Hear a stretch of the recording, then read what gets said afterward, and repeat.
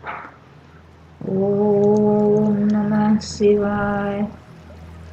श्री परमात्मने नमः। एक राजा थे, एक रानी थी। दोनों अपना सुखी जीवन व्यतीत करते थे। धन संपत्ति तो आवाज था उनको, उसमें तो कोई कमी नहीं थी। कुछ दिन तो बहुत सुंदर से समय बीता, लेकिन कुछ समय जब बीत गया, लेकिन तो उनको लगने लगा कि एक बच्चे का तो होना जरूरी है, लेकिन उनको संतान तो था नहीं लिखा हुआ। अब बड़ा उनको मन में चिंता होने लगा कि बिना संतान का इतना सब कुछ तो मेरे पास है, लेकिन आगे फिर कौन बनेगा राजा, और इतना धन संपत्ति का मालिक भी कौन बनेगा, क्योंकि ये तो मृत्यु भुवन है, एक दिन ना एक दिन तो जाना ही है। इस सोच में वो बड़े ही चिंतित रहने लगे। एक दिन उनके मंत्री बोले कि राजा साहब, सो ऐसे चिंतित रहने से तो कुछ नहीं होगा, तो एक काम किया जाए कि आप दूसरी शादी कर लें।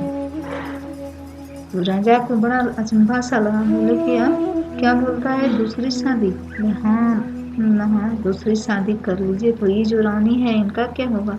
बोले ये तो बड़ी रानी है, ये भी रहेगी। इस बात को रानी के पास जो रहती थी दाई, वो सुन रही थी चुपचाप। उस समय तो सभा में बैठे थे सब, तो कुछ बोले नहीं, लेकिन वो सुन तो जरूर रही थी। तो बोले कि दूसरी रानी अगर आएगी तो इसका तो मान घट जाएगा। बोले कि वो तो आप पे है कि आप इनको कैसे रखिएगा और कैसे इनका मान बढ़ेगा। लेकिन फिर भी तो राजा बोले कि कितना कुछ करें, फिर भी तो दो रानी होने के बाद तो दिक्कत ही दिक्कत हमको लग रहा है। बोले तब तो इनको तो संतान नहीं लिखा है, इनको संतान नहीं होगा, तो फिर आगे के लिए क्या होगा, इसका भी तो ध्यान दीजिए। इस बात का चिंतन करने लगे और मंत्री जी को बोले अच्छा, कल हम आपको बताएंगे कि क्या करना है। तो हमको भी लग रहा है कि शादी ही करना पड़ेगा। ये बात को जब दाई सुनी तो धीरे से वो गई रानी के पास और वहां जाके बोले, रानी जी, आप इसी तरह सोते उठते हैं और कुछ चिंता नहीं, ध्यान नहीं, कुछ नहीं लगता है आपको कि बाल बच्चा नहीं हो रहा है। तो राजा साहब सुनने में आया कि वो दूसरी शादी करने के लिए तैयार हो रहे हैं। रानी को भी बड़ा लगा कि बाप रे बाप, दूसरी शादी करने के लिए राजा तैयार है। फिर थोड़ा देर सोचते विचारते बोली कि क्या करेंगे अगर हमको संतान लिखा नहीं है और इतना इतना धन संपत्ति राजपाट है, फिर इनका भोग करने वाला तो होना चाहिए। क्या होगा, दूसरी शादी करेगी तो उसको जो संतान होगा उसी को हम अपना पुत्र मान लेंगे और रखेंगे। दाई जो थी वो तो मंथरा का काम कर रही थी, वो बोली कि क्या ऐसा भी कुछ होता है क्या कि दूसरे का बेटा जो है सो आपको मिल जाएगा? तो रानी बोली हाँ, मानने से सब होता है, क्यों नहीं होगा। पिता तो एक ही होंगे, भले माँ दो होंगे, तो हमको जरूर मानेंगे। लेकिन इतना दाई ने बढ़ा चढ़ा दी, बोली ऐसे कभी भी नहीं हो सकता है। तो बोले तब क्या करेंगे, जब हमको लिखा ही नहीं है, हमको होगा ही नहीं, और राजा अगर शादी नहीं करते हैं अभी तो बाद में समय बीत जाएगा तो कौन शादी करेगा, कहाँ से होगा। तो बोले कि एक बात कीजिए कि आप शांत रहिए, हम इसका विचार करते हैं। रानी बोली ठीक है, जो विचार करना है कर दो और जाके राजा को बोल दो। फिर उसी तरह से दूसरे दिन जैसे ही सुबह हुआ, वहाँ के बाहर में सभा लगने से पहले ही जाके दाई बोल दी, राजा साहब रानी तो गर्भवती है। क्या रानी गर्भवती है? बोले हाँ, रानी गर्भवती है। बड़ा खुशी हुआ। तो बोले तब तो सब बात ही ठीक हो गया, सब काम बन गया, अब काहे हम शादी ब्याह के लिए सोचेंगे, यही तो था जो कि हमको संतान होना चाहिए। अब तो बहुत सुंदर बात है। मंत्री भी चुपचाप हो गया, जितने भी थे आली महाली सब चुपचाप रहने लगे। अब तो इतना उनका होने लगा मान की दाई को तो पूरा खाना पीना बहुत रंग रंग का सब कुछ मिल रहा था, और वहाँ ले जा के रानी को बहाने अपने भी बैठ के खूब खाती थी, वो तो लौटाने लगी और रानी दिन प्रतिदिन सूखने लगी। उनको तो चिंता होने लगा। बोलते थे कि दाई बोली कि देखिए अभी तो आप खाइए पीजिए अच्छा से, आगे 9 महीना बीतेगा उसके बाद ही सोचा जाएगा ना। बोले कितना दिन लगेगा, दिन बीतने में देरी थोड़ा होता है। तुम ये क्या की, कभी भी हम झूठ नहीं बोले हैं राजा से, और राजा अगर हमसे पूछेंगे तो हम क्या बोलेंगे। फिर दाई बोली कि देखिए राजा साहब, सो हम किसी पंडित से पूछेंगे जाके, वो बोले हैं कि अभी राजा रानी से नहीं मिले तो ज्यादा अच्छा है। चलो क्या बात है, नहीं जाएंगे, कम से कम को सम्मान तो हो जाएगा, हम नहीं जाएंगे। तो रानी का जहाँ रहने का स्थान था उस जगह में राजा भी नहीं जा रहे थे। समय बीतने लगा। जब 1 महीना 2 महीना इसी तरह से बीतते बीतते 9 महीना बीत गया। अब तो 10वां महीना आने वाला था और रानी तो एकदम से चिंता से लगता था कि आज उनका मृत्यु होगा कि कल मृत्यु होगा, इस तरह का हो गया था। खाना पीना सब त्याग दी थी कि अब राजा जो पूछेंगे हम क्या बताएंगे, अब मेरा क्या होगा, हमको तो मार ही देंगे और ये क्या ग्लानि बात हो गया, जिंदगी बेकार हो गया मेरा। इस तरह से सोच में पड़ी हुई थी। उस दिन क्या हुआ, दाई जब आई सवेरे उठ के, वो यहाँ नहीं आके एक बहुत घना जंगल था, उसमें एक बहुत बड़ा पोखर था। उसमें इंद्रपुरी से कपड़ा धोने धोबी नीचे आते, रोज वही करती थी और जाती थी। उसको पता था कि इसमें इंद्रपुरी से एक धोबी आती है और कपड़ा धो के लिए ले जाती है। ये भी आई और एक दूसरे किनारे पे बैठ के बहुत विलाप करने लगी। बोली कि देखिए हमको किसी तरह से मेरा इज्जत बचाइए, किसी तरह से मेरा इज्जत बचाइए। इस तरह से रोज दिन स्तुति करती थी और चली जाती थी। 9वां महीना जैसे ही बीता कि वहां जाके हल्ला कर दी कि रानी को लड़का हुआ ऐसे करके पूरा राजमहल में हंगामा मचा दी। बहुत सुंदर, सबको पूरा मजा गाया बजना शुरू हो गया। बहुत अच्छा। सब राजमहल में अब तो बधाई होगा, अब तो ये होगा वो होगा, सब करने लगे। राजा बहुत खुश हुए, उनको मन में देखने का हो गया उत्कंठा। तो दाई बोली कि देखिए राजा साहब, एक तो बड़ा चिंता का बात है, लड़का तो आपको हो गया, लेकिन पंडित जी बोले हैं कि 12 साल तक इस लड़का को ग्रह है, पिता का मुंह नहीं देखना। उनको मन में थोड़ा सा लग गया कि इतना दिन के बाद तो उनको पुत्र उत्पन्न हुआ है, और फिर कहती है कि 9 महीना पहले हुआ कि नहीं देखना है, रानी से नहीं मिलना है, और अब है कि 12 साल तक हमको देखना ही नहीं है। तो अगर इस बीच में हमको कुछ हो गया तो हम क्या देखेंगे। फिर मन में संतोष करके बोले कि ठीक है, पुत्र तो हो गया, नहीं देखेंगे तो नहीं है, पुत्र तो हुआ हमको, और पुत्र कहाँ से होगा, उनको तो कुछ था ही नहीं। और यहाँ आके फिर रानी को आके बोल दी कि चलिए आप 12 साल तक अब बढ़िया से खाइए पीजिए और मगन रहिए। लेकिन वो क्या रहेगी। फिर धीरे धीरे सोचने लगी कि अच्छा 12 साल बीतेगा, देखा जाएगा जो हुआ, अब जब ये हो ही गया है तो देखा जाएगा। फिर इसी तरह से बीतते गया, समय बीतते गया, 1 साल 2 साल 3 साल 4 साल, इसी तरह से बीतते बीतते जब 12वां साल शुरू हो गया, तब उनको मन में लगने लगा कि अब तो 12 साल बीतने वाला है, 12वां साल आ गया, अब राजा को क्या बताएंगे, अब क्या कहेंगे। इस तरह से वो कर रही। दाई जो आई तो बोली कि दाई सो तुम जो कर दी कि 12 साल तक नहीं देखना है, अब तो 11 साल बीत गया, तो 12वां साल शुरू हो गया है। अब हम राजा को क्या कहेंगे। कोई बात नहीं है, हम कह देंगे।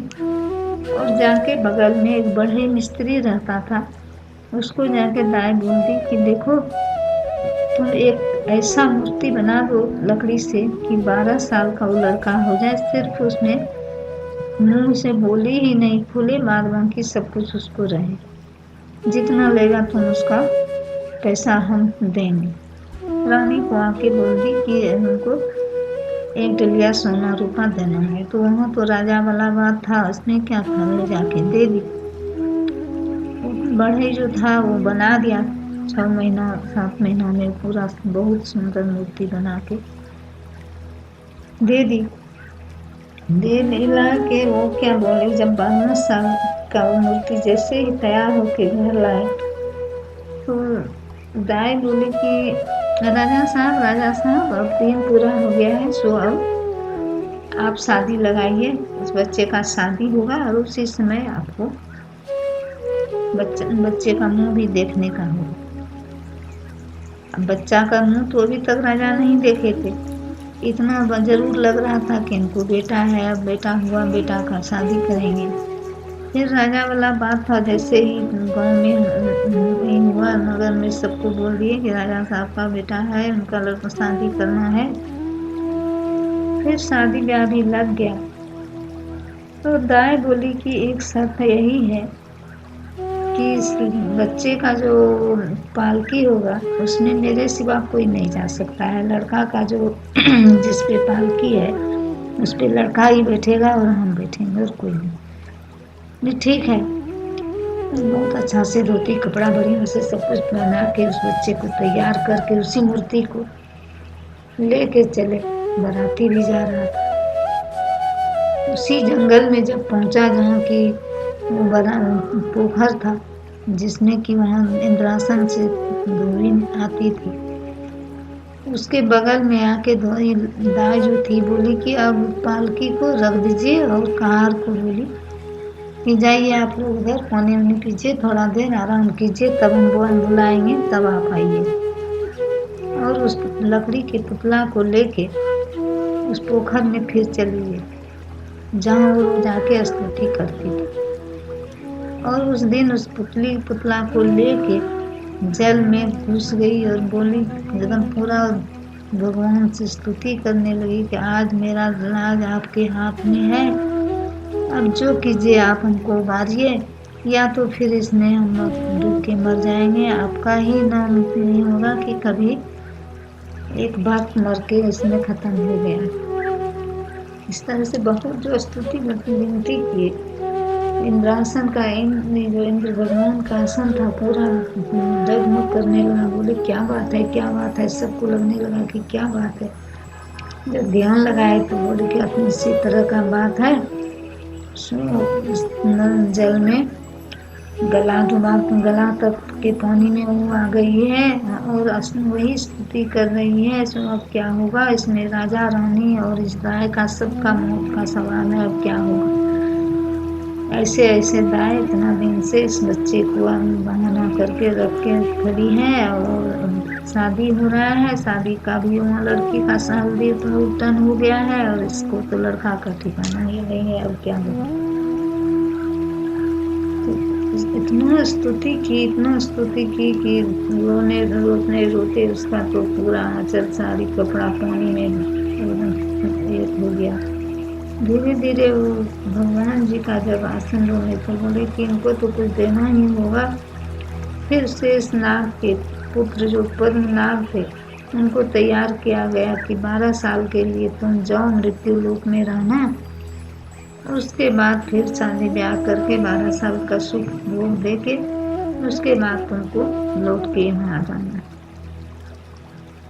वो आ गए। जैसे ही वहाँ से देखते हैं कि एकदम राजकुमार का रूप लेके जैसे ही बाहर निकले उस पानी में, एक तो गदगद हो गई और उस लकड़ी का जो पतला था उसको उसी पानी में दे दी, और उस राजकुमार को सब कपड़ा जो पहना हुआ था उस पुतला में उसको पहना दी, और ले जाके फिर पालकी में बैठ गई और हल्ला करना शुरू कर दिया, राजा साहब ग्रह खत्म हो गया, आइए आप मुँह देख लीजिए। तो राजा दौड़ के आए, बोले तुम जो अभी कर रही है, तुमको बोली थी शादी होगा उसके बाद ही मुँह देखने का है, तो चलो इतना दिन बीत ही गया तो शादी हो ही जाएगा, तब देखेंगे।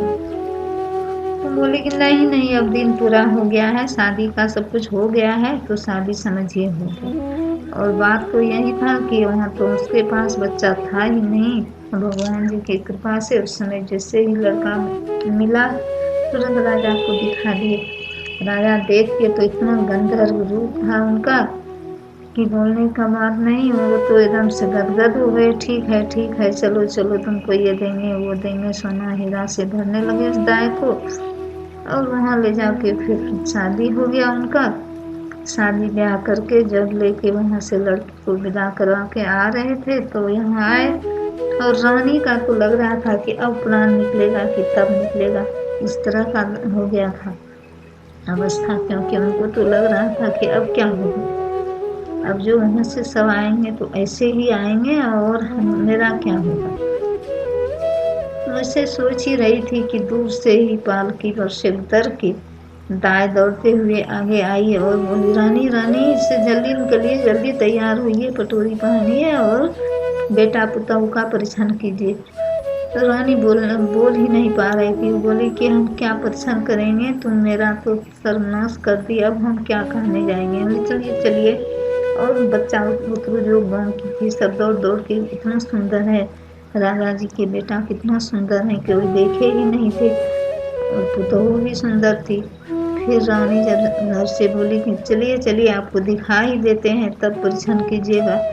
जैसे ही राजमहल से झांक के देखती है तो सही में बहुत सुंदर लड़का था। देख के तो सब खुश हो गई वो। फिर आके परीक्षण की, वहाँ से लेके उनको राजमहल में लाई। और जैसे ही राजा बोले दूसरे दिन कि देखिए पिताजी, हमको एक घर अलग बनवा दीजिए, उसी में हम लोग रहेंगे और अच्छा लगेगा। बोले कि ठीक है। राजा वाला बात था, तुरंत एक महल तैयार हो गया, उसी में जाके रहने लगे, सुख भोग अपना करने लगे। राजा भी खुशी हो गए कि अब तो मेरा राजपुत्र हो गया, अब तो इस राज्य को संभालने के लिए मेरा बेटा तैयार हो गया है। बहुत खुश रहे। इसी तरह से दिन बीतते गया।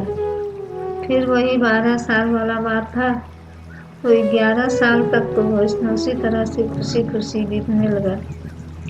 एक दिन की बात है, जब 12वां साल शुरू हुआ, अब उनका दिन पूरा हो गया है कि अब तो उनको जाना था फिर नागलोक में। तो अब वो क्या कर रहे हैं कि वहाँ से एक रूप बदल के मोहिनी रूप से एक को भेजा गया, दही का कढ़ाई लेके। बोले जाइए, तुम जाओ किसी तरह से उसको बुला के लाओ।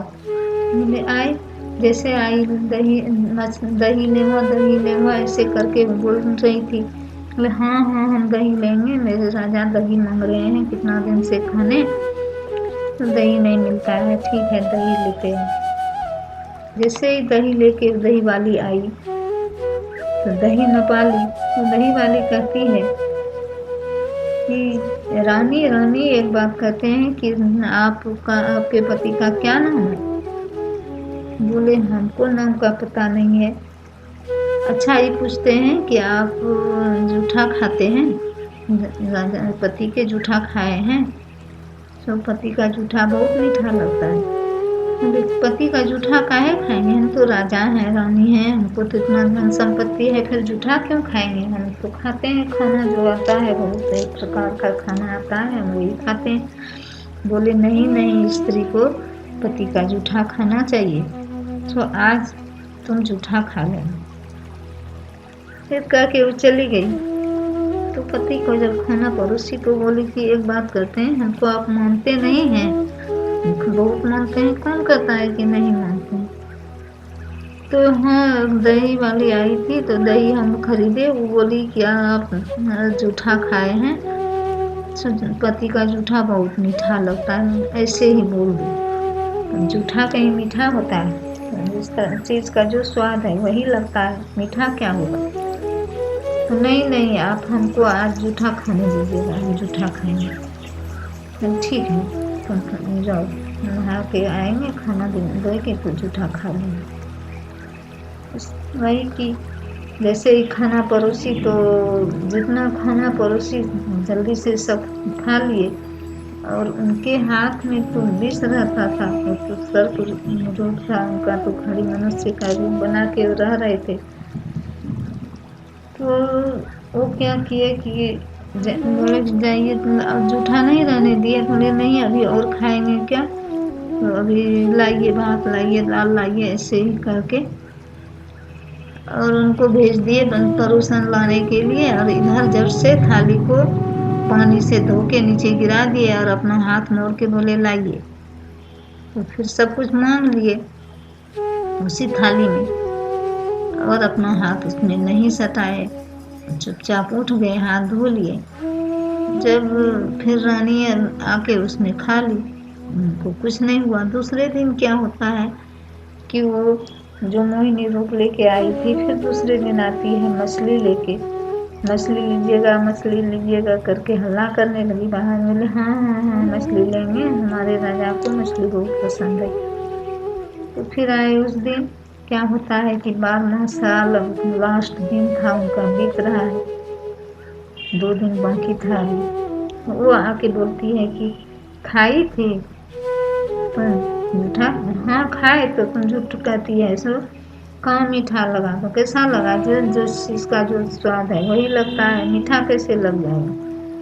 तो बोली वो नहीं लगा मीठा। बोले अच्छा अच्छा, ये पूछते हैं कि इनका नाम क्या है। तो कि नाम से अब हमको क्या पता है, हम नहीं पूछे हैं क्या नाम है। मैं कैसी बुड़बक है तुम्हें, अब तुमको अगर कोई पूछेंगे तुम्हारे पति का क्या नाम है तो क्या बताएगी, पूछना चाहिए, जानना चाहिए। बोली अच्छा पूछेंगे, तुम तो कुछ से कुछ करते रहती है, अब क्या पूछेंगे, हम कल भी गुस्सा गए थे जूठा खाने में और अब आज पूछते हैं, पूछेंगे। तो बोली कि ये बताते हैं आपको कि आपका नाम क्या है।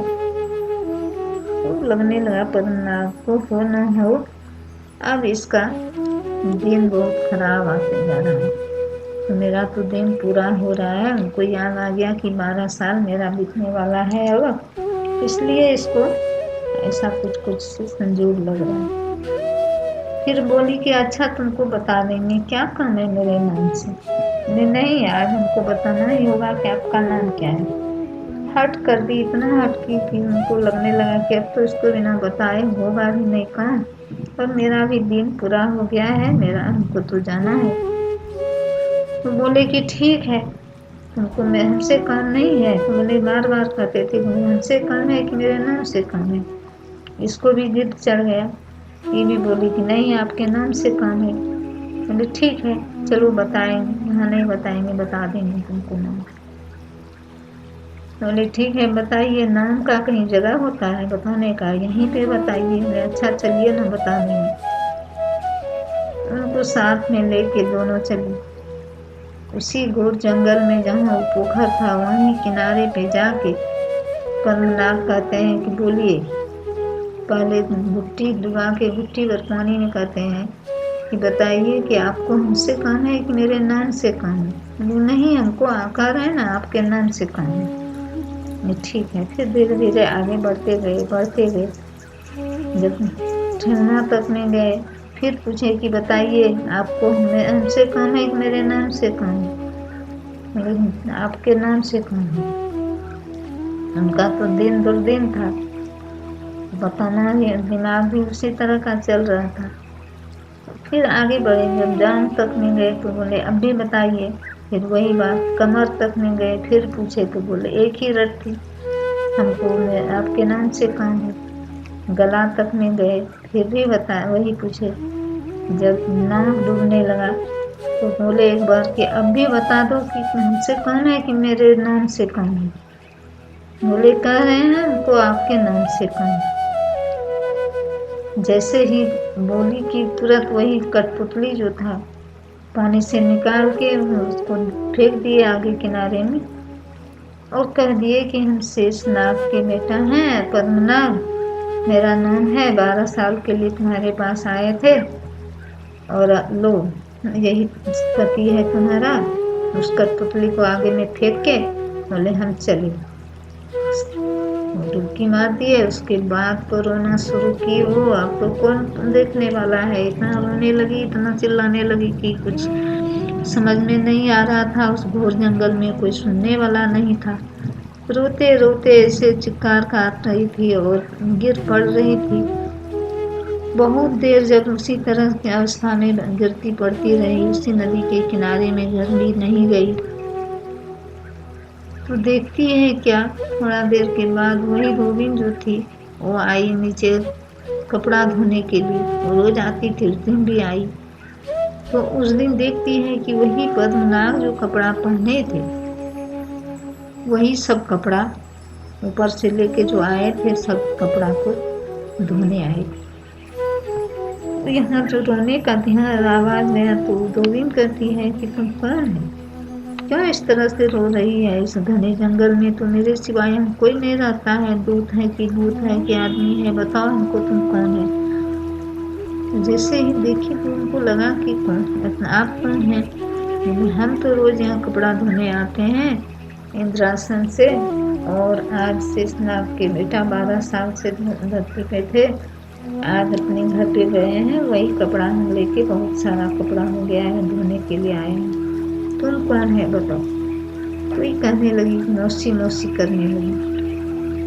मौसी कहाँ से हो गए हैं। फिर बोलेगा अच्छा ठीक है तुम बताओ तो कि तुम है कौन।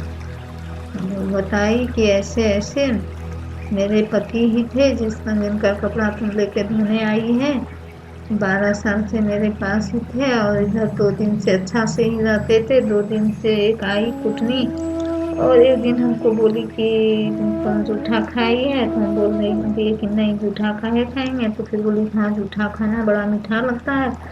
हमको समझ में नहीं आया, उस दिन भी वो बोले तो जूठा हम खाए, लेकिन कुछ तो नहीं हुआ। दूसरे दिन बोले कि नाम पूछना, नाम पूछे तो ऐसे ऐसे करके वो चले गए और हमको इस कठपुतली को फेंक के दे दिए हैं। पता नहीं इस कठपुतली को कहाँ से दिए। बोले यही पति है हमारा, हमको पति चाहिए, पति ला दीजिए, पति ला दीजिए करने लगी। बोली ऐसे तो नहीं होगा, और एक काम करो कि तुम चलो मेरे साथ में। जो रो रही थी तो दया आ गया, और वहाँ जाके तब देखते हैं कि तुम्हारा व्यवस्था कैसे होता है, कोशिश करेंगे हम।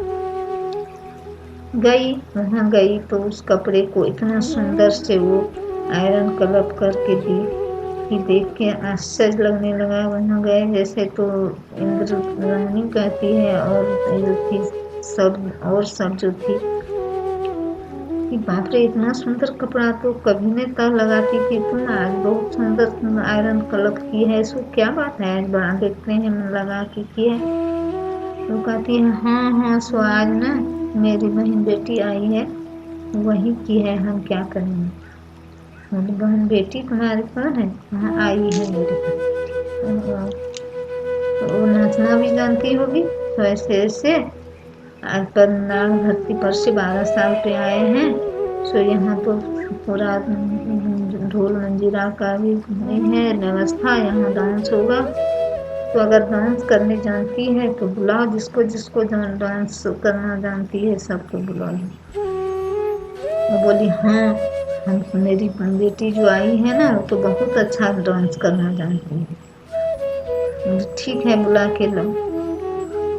तो बुला के लाए, जैसे बुला के लाए तो वहाँ सिखा दी थी वो धोबी कि देखो बेटी तुम एक ही बात बोलना, इतना डांस करना, इतना नाचना कि तुम्हारा हाथ पैर से पसीना निकले और पूरा थक न जाना, लेकिन कि तुम दम नहीं मारना और डांस करते ही रहना।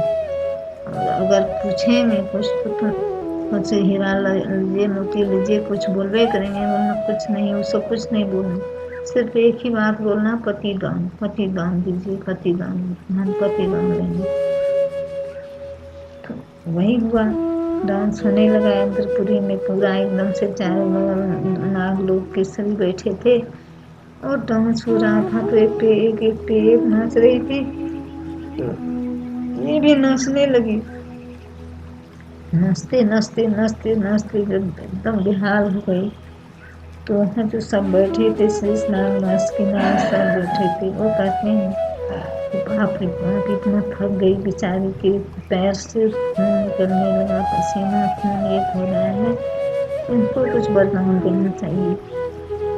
बोलिए आप क्या लीजिएगा, बहुत आप नाच किए, बहुत डांस किए, तो आप कुछ बोलिए कि क्या लीजिएगा। बोले कि वही एक बात बोल रही थी, पतिदान, हमको पतिदान चाहिए, हमें पतिदान चाहिए।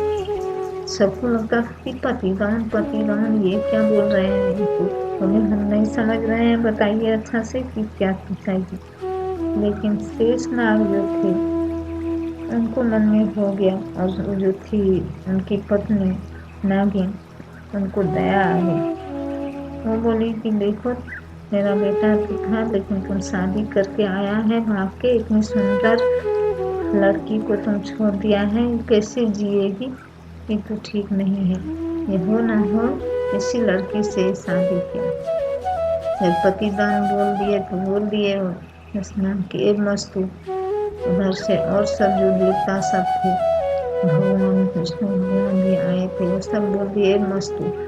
और उनको लगने लगा कि बाप रे बाप, अब तो अब हो गया। और पद्मनाभ को बोले कि जाओ जी, अब तुम अभी धरती पे ही रहना, सुख भोग करना, और जिस समय तक दोनों का आयु जब तक इसका रहेगा तब तक सौभाग्यवती होना चाहिए, रहना चाहिए, और सुख भोग करके जब दोनों का पूरा आयु खत्म होगा तब वहाँ से फिर यहाँ आना। वहाँ से फिर वो लेके पति को प्रणाम करके, सबको जितने थे बैठे हुए सबको प्रणाम किए, और उस धोबिन को भी बार बार प्रणाम की। बोले कि आप अगर नहीं रहते तो मेरा सुहाग नहीं लौटता, इसलिए पूजा जो होता है अमावस्या का, सोमवारी अमावस्या का, उसमें भी धोबिन का पूजा किया जाता है। उसका नाम सोना है, सोनावती धोबिन जो है वो भी रात की धोबिन है, और इनका भी सुहाग उस धोबिन ने ही लौटाया, इसलिए अवश्य पूजा करना चाहिए। फिर लौट के अपने राज्य को चले गए और सुख भोग करने लगे, अपना जब तक सुहागना रहा तब तक रहने लगे, जीवन यापन किए। फिर जैसे जैसे समय बीता तो अपना सुख भोग करते रहे, और बाद में अंतर्ध्यान हो गए। शंकर भगवान की जय।